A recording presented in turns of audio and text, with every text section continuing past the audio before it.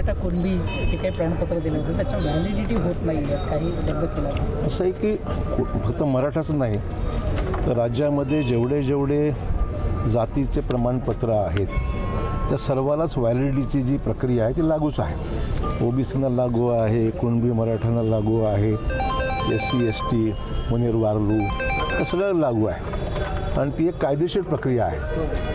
ती एक quasi judicial body आहे आणि ज्याच्यामधून सर्व कागदपत्राची छाननी केली जाते आणि पूर्तता असेल तर काय अडचण येतच नाही. पण पाहिलं ना बऱ्याच ठिकाणी काही अडचण येत नाही.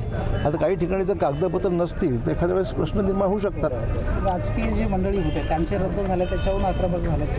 तर मला त्यातली काही अधिक मी फक्त मेरिटचं बोललेलो आहे की ज्या ठिकाणी पूर्तता कागदपत्राचे होते तर ते SC असो ST असो OBC असो मराठा असो कुणबी असो मुनेर वारलू असो कुठलेही समाज असो जिथे व्हॅलिडिटी असेल तिथे काय अडचण येत नाही. उद्योगमंत्री येऊन गेले, पुन्हा त्यांना प्रश्न विचारला गेला की हेली प्लॅनचं काय झालं, तर पुन्हा ते म्हणतात की माहिती घेऊन सांगतो. म्हणजे काय मला वाटतं ही दिशाभूल होते आहे काहीतरी. मागच्या वेळी वृत्तपत्रामध्ये मुख्यमंत्र्यांच्या समवेत उद्योगमंत्री असताना जो करार झालेला आहे त्याच्यामध्ये उद्योग सचिव होते, संबंधित कंपनीचे ज्येष्ठ अधिकारी होते, त्यांच्या स्वाक्षरीने झालेला करार आहे जो रेकॉर्डवर आहे आणि त्यांचं मेमोरंडम MOU ज्याला म्हणतो ते सुद्धा शासनाच्या रेकॉर्डवर आहे. त्याच्यामुळे काही संभ्रम असं कारणच नाही. उद्योगमंत्री असं कसं सांगतात? त्यांना विचारा, मला माहिती नाही. तिकडे वगैरे नाही त्या मला माहिती त्यांना विचारतो. मी रेकॉर्डून तुम्हाला सांगतो अशी वास्तव जी आहे की पण मुख्यमंत्र्यांनी हे घोषित स्वतः केलेलं आहे. TVवर बघा तर मुख्यमंत्री राज्याचा प्रमुख असतो.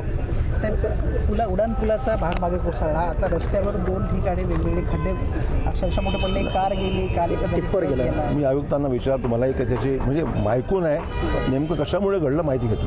बँकेच्या अनुषंगानं काही ठरलंय का? बँकेचं ठरेल काय किरकोळ विषय आहे, छोटा विषय. राष्ट्रवादीच्या अनुषंगानं नव्यानं काही वाद निर्माण होताना पाहायला मिळतात. त्यांचा अंतर्गत विषय, आमचा काही त्यात विषय नाही.